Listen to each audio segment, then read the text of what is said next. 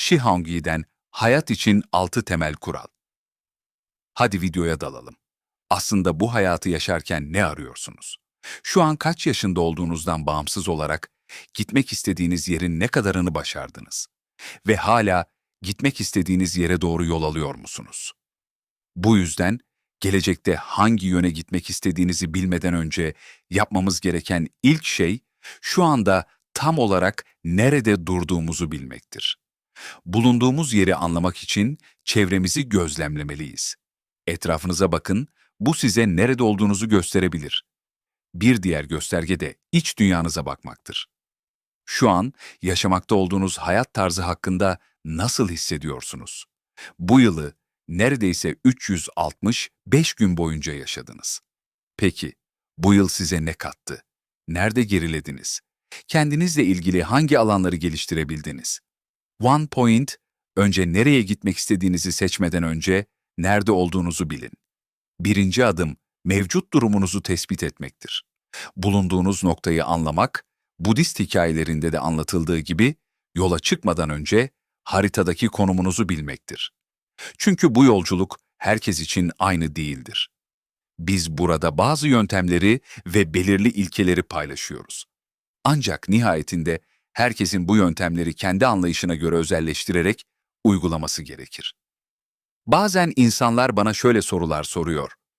New York'a gitmek istiyorum, ne yapmalıyım? Ancak biri bu soruyu Birleşik Krallık'tan, diğeri Japonya'dan soruyor. Hedef aynı olsa da vereceğim cevap farklı olacaktır.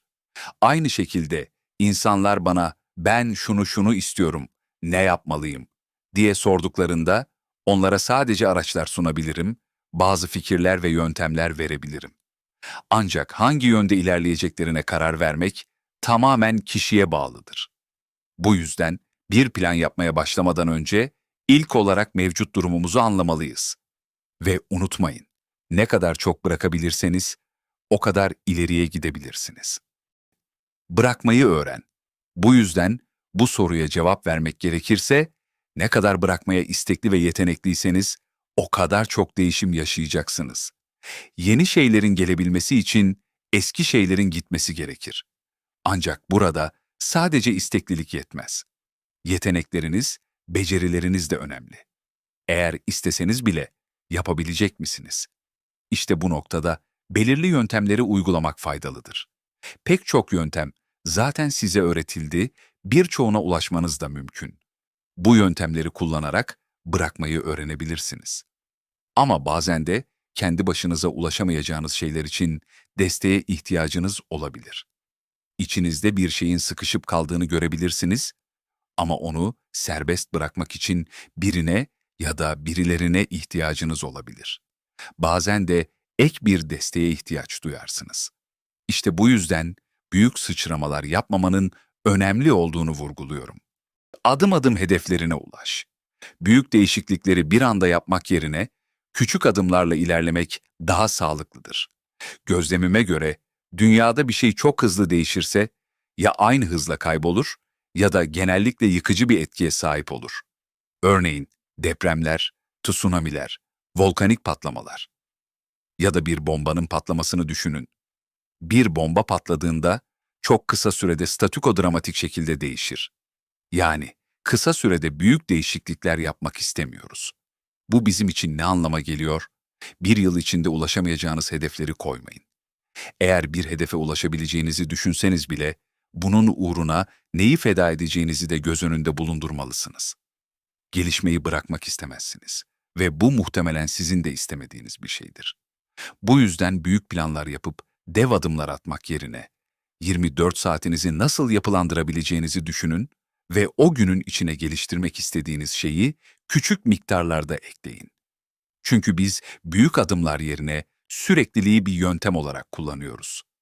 Süreklilik sizin dostunuzdur, tekrar sizin dostunuzdur.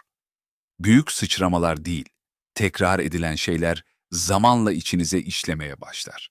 Bir hedefiniz varsa ve bu hedefi gerçekleştirmek için hangi becerilere ve araçlara ihtiyacınız olduğunu biliyorsanız, önce bu becerilere nasıl ulaşacağınızı belirlemeniz, ardından bir plan yapıp bunlara yatırım yapmanız gerekir. En azından bizim konfor eğitimi dediğimiz süreçte bazı becerilerin yıllar süren pratikle kazanıldığını söylüyoruz. Belirli bir becerinin faydasını belki hızlıca hissedebilirsiniz, ancak nihayetinde gelişim tekrar ile olur. Hedeflerini yaz. Örneğin, neden çalışma kitaplarımız var? Çünkü sadece bu şeyleri düşünmekle, sonuçları hayal etmekle veya o an hissettikleriniz üzerine kafa yormakla yetinmemeniz gerekir. Onları somutlaştırmak için yazıya dökmek, onlara başka bir nitelik kazandırır. Yani zihinde oluşturduğunuz şeyleri gerçekleştirmek önemlidir. Eğer zihninizde kalır ama hayata geçmezse, bu yalnızca sizin için faydalı olabilir, ancak diğer insanlara bir katkısı olmaz. İnsanlar yalnızca gerçekleşen şeyleri görebilirler. Bir fikri bu dünyaya taşımaya yönelik ilk adım, onu yazıya dökmek veya bir kayıt cihazına konuşmaktır. Düşüncelerinizi paylaşarak da bir şeyi gerçekleştirmeye başlayabilirsiniz. Bir fikir hakkında konuşmak bile çarkları döndürmeye başlatır. Bu sürecin bir parçası olarak görüyorum. Gerçekleştirmek istediğiniz bir şey varsa, önce onu bir şekle sokmalısınız. Bazı insanlar fikirlerini yazıya döker, çünkü yazılan şeylerden yeni fikirler doğar. Diğerleri ise başkalarıyla fikir alışverişinde bulunmayı tercih eder. Ancak nasıl yaparsanız yapın, fikirlerinizin bir şekil alması gerekir. Yeni bir yıla başlarken bu sürece yardımcı olması için buzdolabınıza birkaç madde yazmanızı öneririm. İnsanlar genellikle "ama bu çok küçük bir şey, önemi yok" diye düşünebilir. Hayır, küçük şeyler önemlidir. Küçük şeyleri yönetemezseniz, büyük şeyleri de yönetemezsiniz. Bu yüzden küçük şeyler önemlidir. Geçen yıl buzdolabınıza hiçbir şey yazmadıysanız bile, bu yıl bir karar alıp planınızı görünür bir yere koymanız fark yaratır. Bazen Qigong derslerimiz de oluyor. Qigong, günümüzde çoğunlukla enerjiyle çalışmak olarak anlaşılıyor. Ancak bugün birçok Qigong dersine katıldığınızda, arka planda müzik çaldığını fark edersiniz. Peki, neden müzik kullanıyorlar? Çünkü müzik bir şey ekliyor. Eğer huzurlu olmak istiyorsanız, müzik sizi destekleyebilir. Uzun ve zor bir gün geçirdiyseniz, daha sakin bir ruh haline geçmenize yardımcı olabilir. Huzurlu müzik, huzurlu hareketlerle ve huzurlu bir nefes alma yöntemiyle birleştiğinde gerçekten yardımcı olabilir. Ancak hala müziğe bağımlıysanız, bu demektir ki o içsel huzuru kendi başınıza yaratamıyorsunuz demektir. Peki bu ne anlama geliyor? Elbette kendinize olumlu telkinlerde bulunabilir, kendinizi motive edebilir ve bir şeyler başarmak için bu yöntemi kullanabilirsiniz. Ancak zaman zaman kendinizi test etmeniz gerçekten gereklidir. Kendini sınamayı unutma. Kendinizle konuşursunuz, kendinize olumlu geri bildirimler verirsiniz, kendiniz hakkında bir imaj oluşturursunuz. Fakat zaman zaman bir test yapmanız gerekir. Hayal ettiğiniz kişi gerçekten kim olduğunuz mu? İşte bu önemli bir adımdır. Çünkü bu testi yapmazsanız, düşüncelerinizin dünyasında kaybolmanız çok kolaydır. Ve bazen bu düşünceler gerçekte sizin hayatınızla hiç alakası olmayan bir hale gelebilir. Hayal dünyasında yaşarsınız, bir fantezi dünyasında yaşarsınız. Eğer bu tür yöntemleri, müzik, olumlu telkinler, görselleştirme gibi fazla kullanırsanız ve bunları test etmezseniz, gerçeklikle olan bağınızı çok hızlı bir şekilde kaybedebilirsiniz. Ancak kendinizi test ederseniz, her şeyi kullanabilirsiniz. Çünkü zaman zaman yaptığınız testler size nerede durduğunuzu gösterir ve bu sayede kendinizi yeniden ayarlayabilirsiniz. Fakat tüm bu yöntemler sizi sürekli yukarı çekiyor ama siz kendinizi hiç test etmiyorsanız, bu noktada dikkatli olmanızı öneririm. Ancak işinizi başarmanız için size yardımcı olacak her şey serbesttir. Kullanabilirsiniz. Benim de pek çok düşüncem var, pek çok fikrim var. Bunların bir kısmı tamamen bana ait olurken, bir kısmı dışarıdan bana sunulan fikirler veya teklifler olabiliyor. Günün sonunda zihnimde bu fikirleri görebiliyorum. İlk olarak yaptığım şey, onları kendi içimde değerlendirmek. Ben buna tefekkür etmek diyorum. Yani fikirler üzerine derinlemesine düşünüyorum. Ağrı. hangi fikirleri geliştirmen gerektiğini bil. Bu fikirlerden biri üzerinde enerji harcamaya başlarsam, bunun beni nereye götüreceğini değerlendiriyorum. Bu süreçte zihnimde o fikrin gelecekte nasıl bir vizyon yaratacağını görmeye başlıyorum. Ve bu işlemi aklıma gelen her şey için uyguluyorum. Ardından daha geniş bir perspektiften bakıyorum.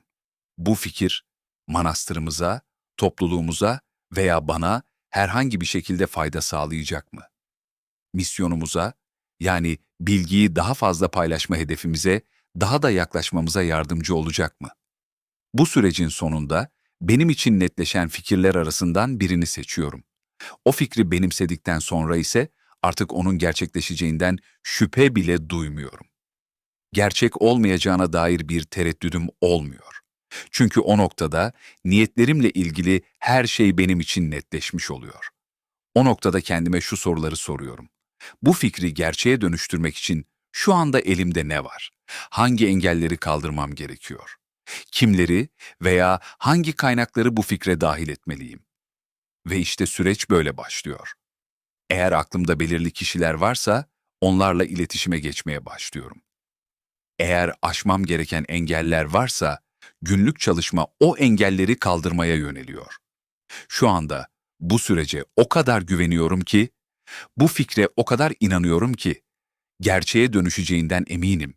Çünkü niyetlerim konusunda tamamen netim. Ve belki bu kulağa kibirli gelebilir ama bu niyetin şu an dünyanın gerçekten ihtiyacı olan bir şeyle uyumlu olduğunu düşünüyorum. Bu kuralları izlediğiniz için çok teşekkür ederim. Lütfen Master Shihengi'den daha fazla video paylaşabilmemiz için bizi takip edin.